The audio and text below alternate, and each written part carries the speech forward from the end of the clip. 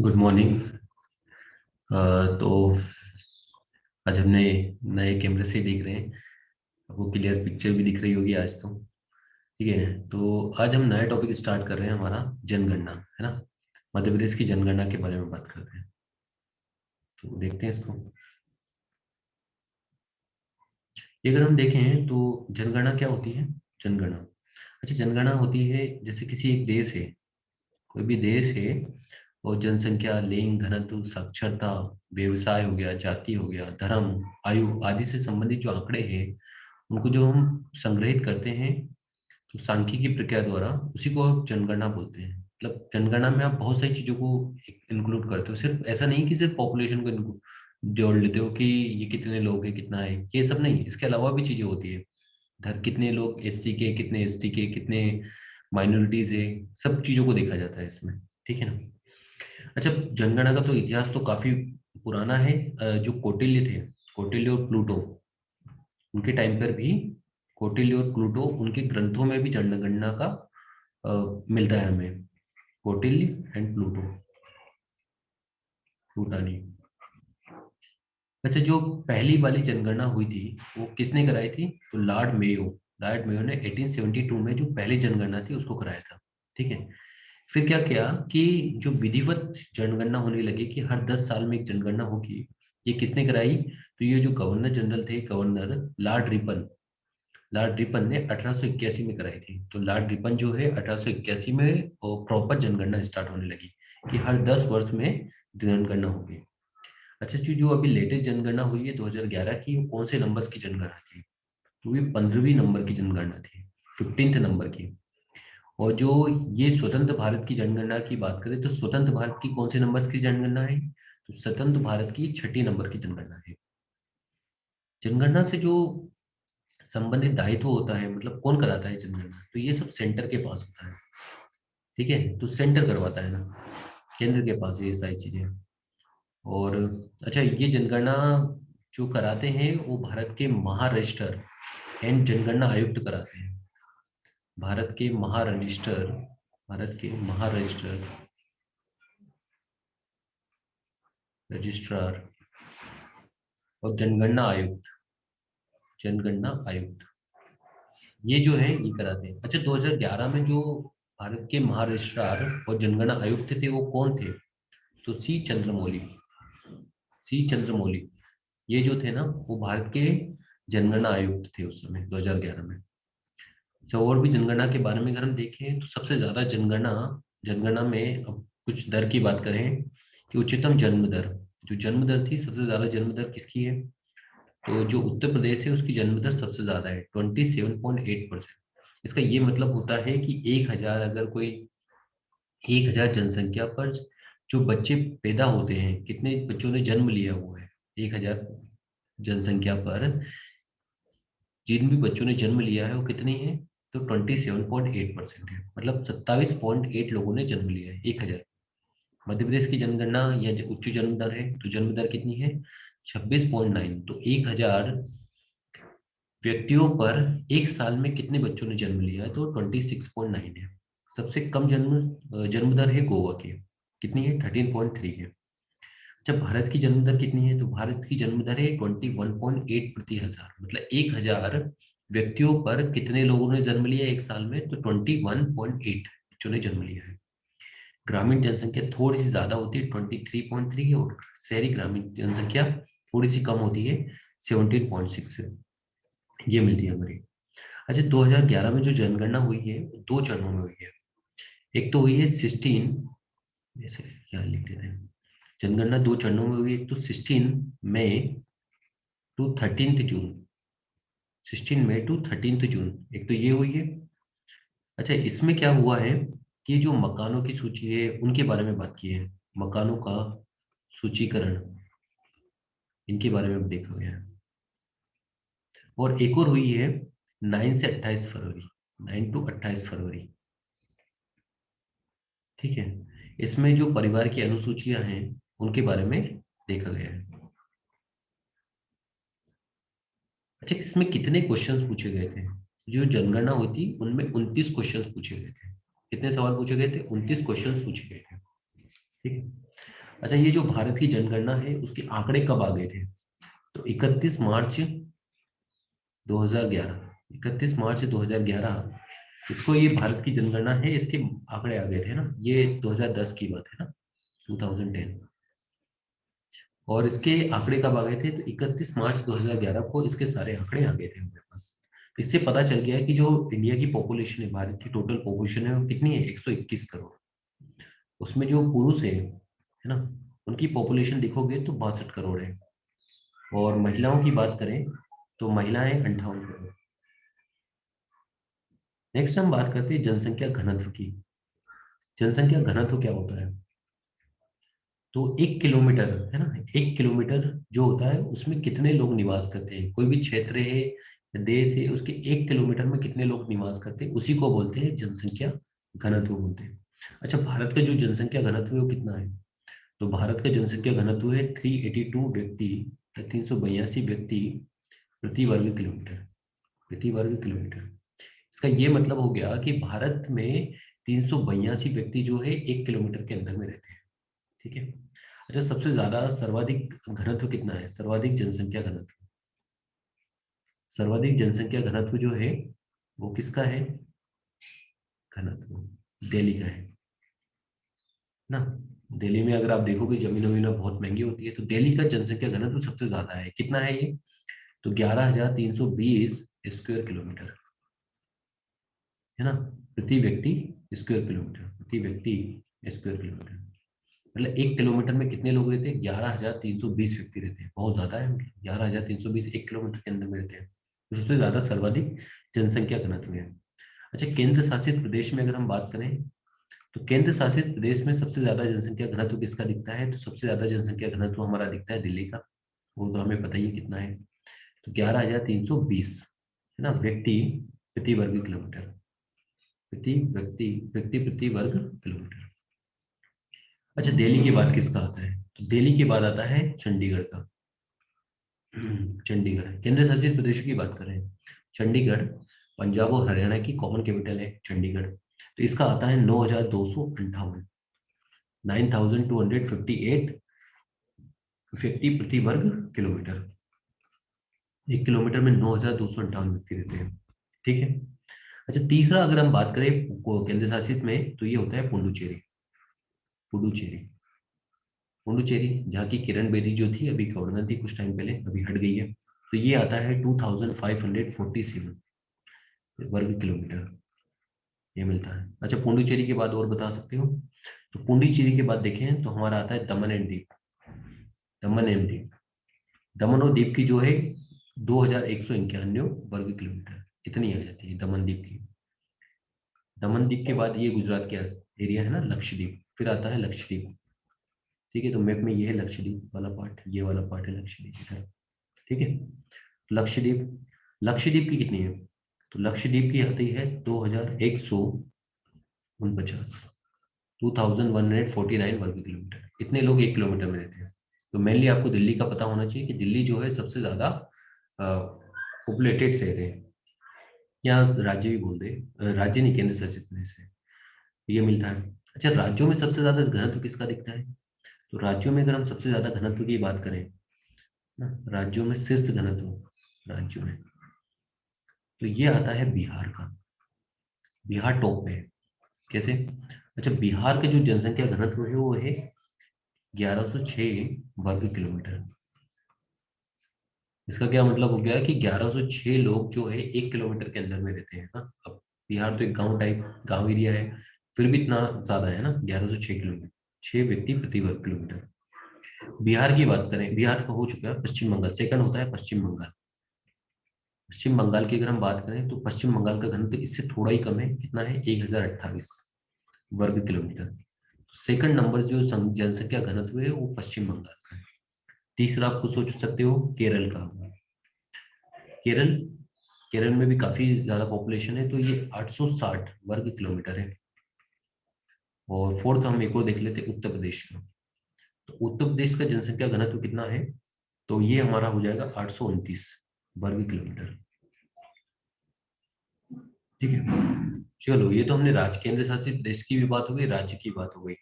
है ना। सबसे कम जनसंख्या घनत्व की बात कर लेते हैं, न्यूनतम जनसंख्या घनत्व।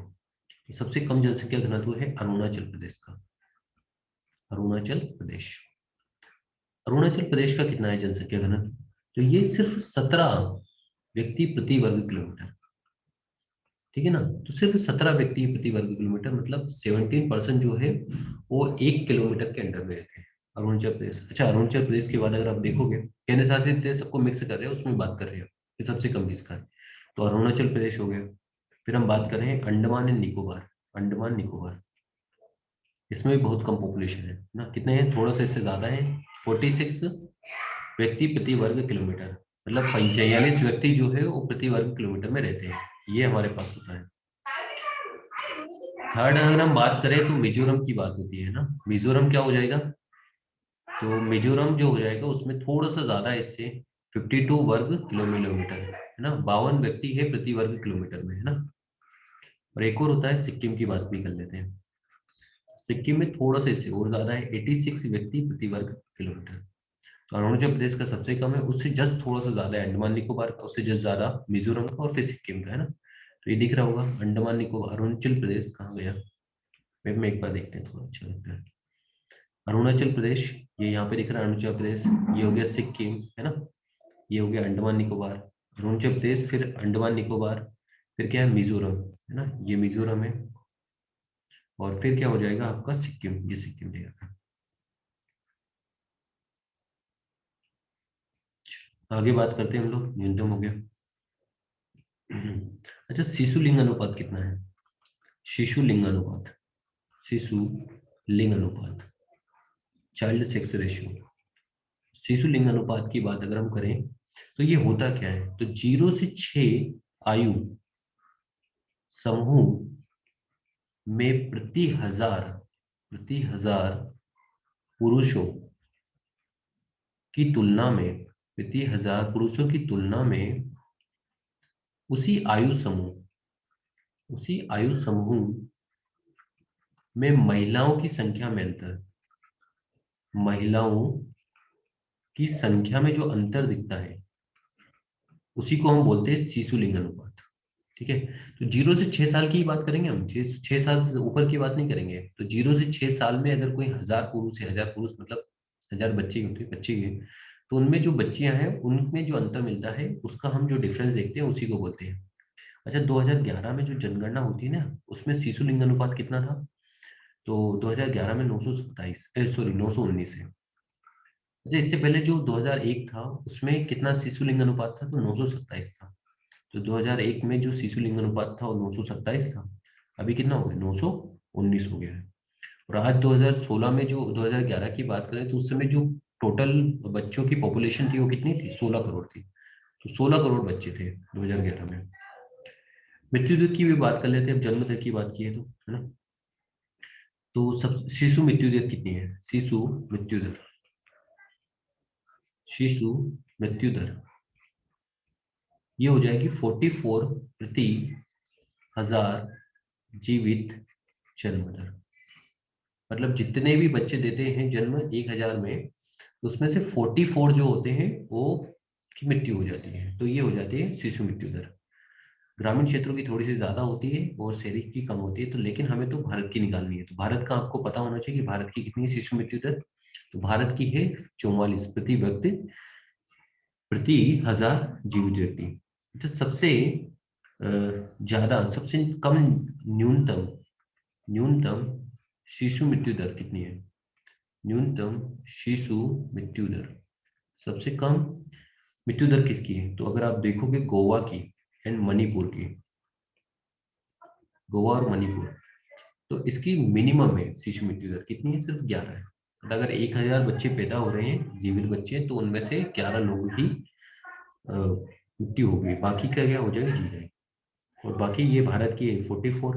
अच्छा, मध्य प्रदेश की बात करें तो मध्य प्रदेश जो है ना, मध्य प्रदेश में सबसे ज्यादा, अधिकतम सबसे ज्यादा शिशु मृत्यु दर है, सबसे ज्यादा शिशु मृत्यु दर है।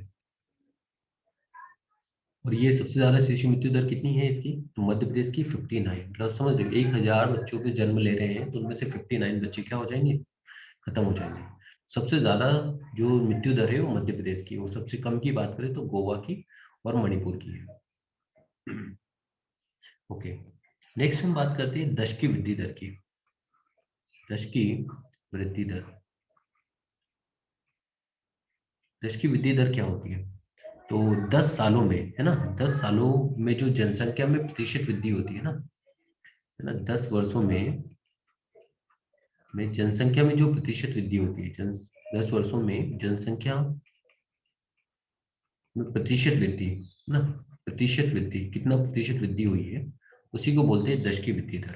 ठीक है। अच्छा, जो भारत है अपना, भारत की दश की वृद्धि दर क्या है, मतलब 10 साल में कितना परसेंट इंक्रीज हो गई, तो ये हो जाएगा 17.64%। ठीक है ना। तो दश की वृद्धि दर क्या हो जाएगी, 17.64%। ये हमारे भारत की दश की वृद्धि दर है। दूसरा अगर हम बात करें तो सेकंड दश की वृद्धि दर भारत की हो गई। अच्छा, सबसे ज्यादा शीर्ष वृद्धि दर की है हमारे भारत में, सबसे ज्यादा जो दश की वृद्धि दर है वो किसकी है, तो दादर एंड नागर हवेली, दादर एंड नागर हवेली जो है उसकी दश की वृद्धि दर सबसे ज्यादा है, कितनी है, 55.9%। ठीक है। तो दादर एंड नागर हवेली एक केंद्र शासित प्रदेश है हमारा, है ना, गोवा के इधर पास दिखता है। तो दादर नागर हवेली की जो दश की वृद्धि दर है वो सबसे ज्यादा है, 55.9% है।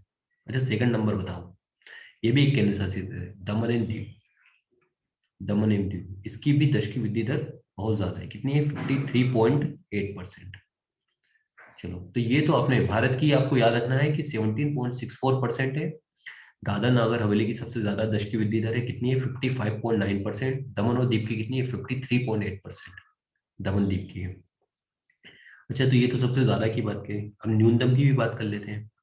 न्यूनतम दश की वृद्धि दर, न्यूनतम दश की वृद्धि दर, सबसे कम दश की वृद्धि दर कितनी है, तो सबसे कम है नागालैंड की। नागालैंड की तो माइनस में चल रही है। ठीक है, -0.6%।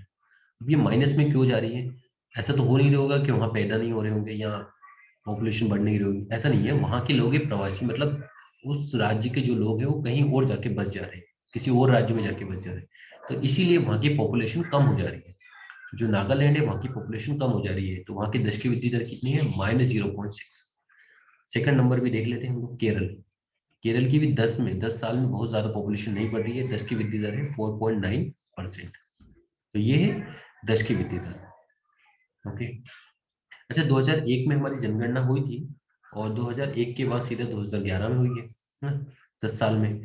तो 2001 से 2011 के बीच में कितनी पॉपुलेशन हमारी इंक्रीज हो गई, तो 18 करोड़ जो रहे वो हमारी पॉपुलेशन इंक्रीज हो गई। 18 करोड़ इतनी पॉपुलेशन है कि ब्राजील ब्राजील की कुल 19 करोड़ है, 19 करोड़ है ब्राजील की पॉपुलेशन, तो उसी के बराबर हमारी 10 साल में इंक्रीज हो गई है। ठीक है। नेक्स्ट हम बात करते हैं साक्षरता दर की।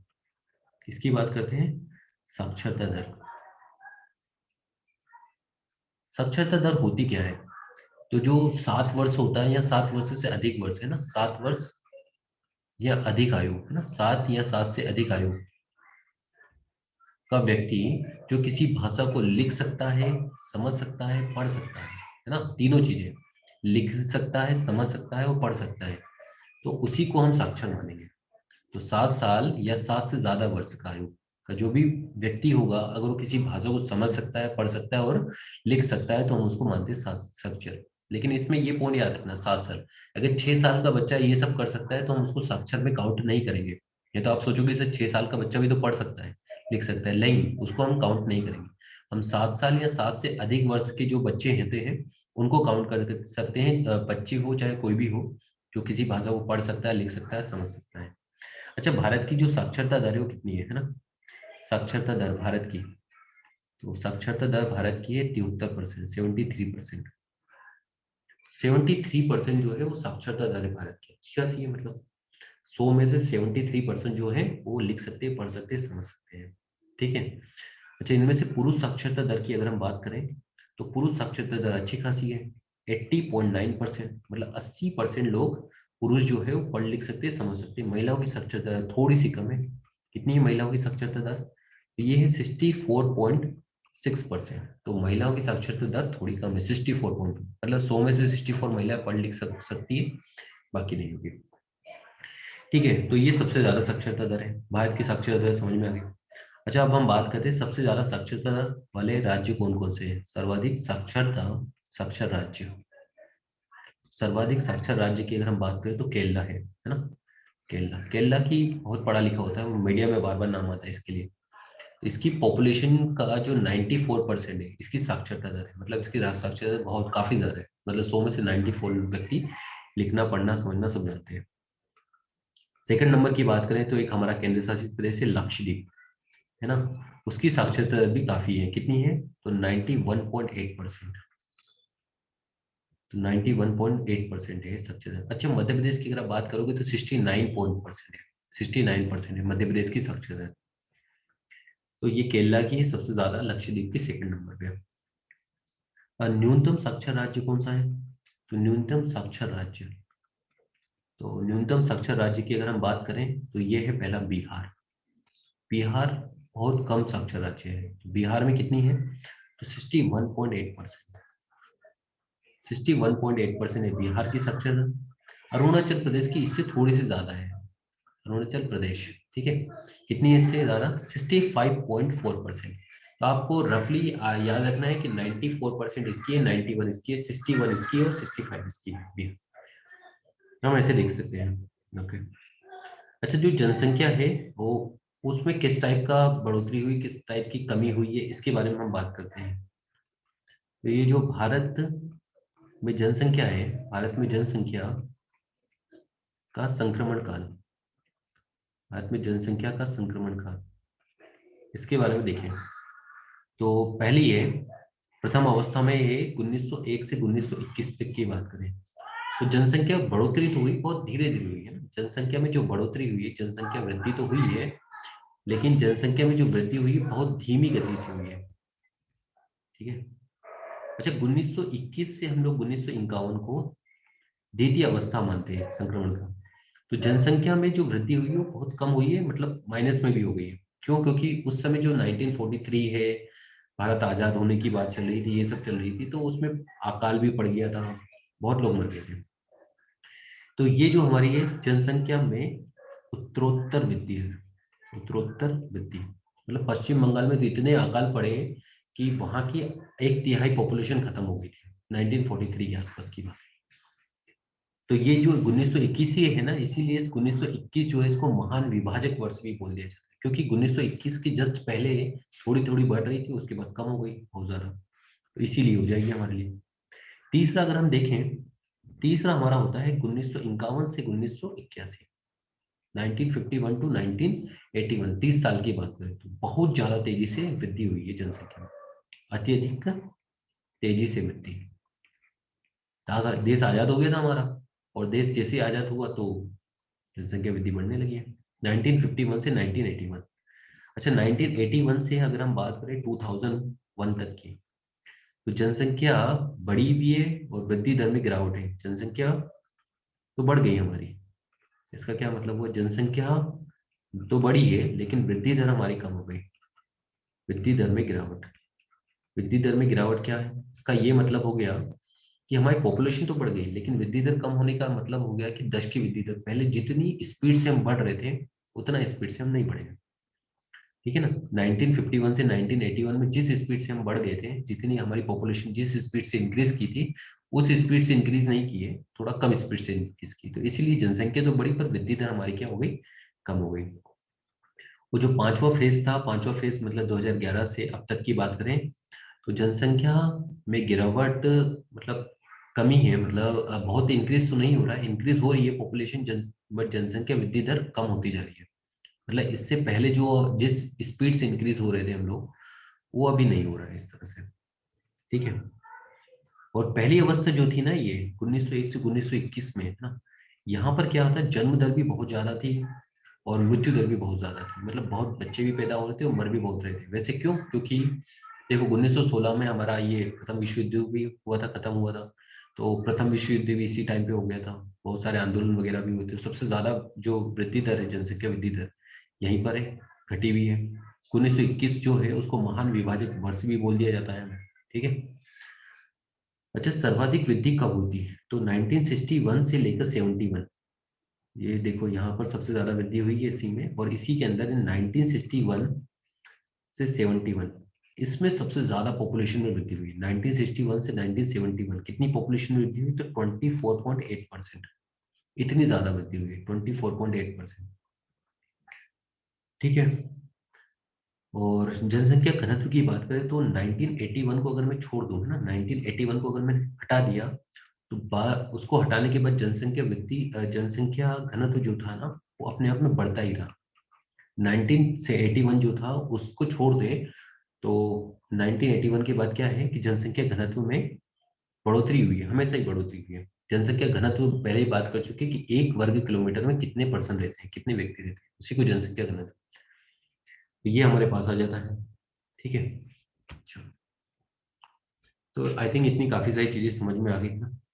अच्छा, नागालैंड की तो बता ही चुके हैं। नागालैंड की जो जनसंख्या है उसमें कमी आई है हमेशा, है ना। नागालैंड की जो जनसंख्या है उसमें क्या हो गया, कमी हो गई है। तो नागालैंड एकमात्र ऐसा राज्य है जिसमें हमने 2011 में जो पॉपुलेशन काउंट की, तो 2001 में जो जनसंख्या थी उसकी, उससे कम जनसंख्या मुझे दिखाई दी।